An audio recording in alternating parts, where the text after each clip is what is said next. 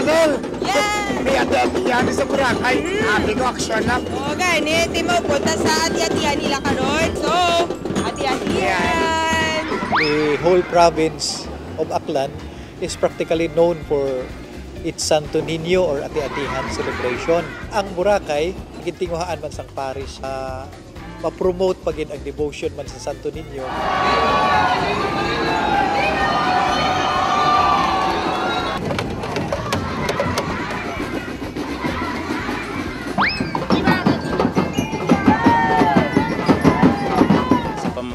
Itong paglalagay ng buling, ng uling sa katawan, no?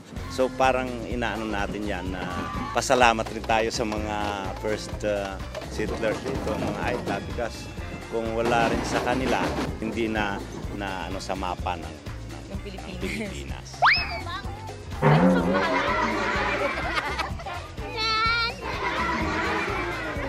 Hindi, Sonel. Ariya, hindi nakilanan buling. Anong kung mga tumandong ko sa mga ate-ate? Tumando kami sa Boracay, kami ang pinakaati sa Boracay.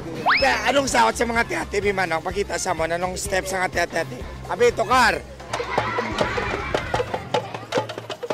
Ako si Rusty Ramos, ang padayon yung upod sa pagbiyahe.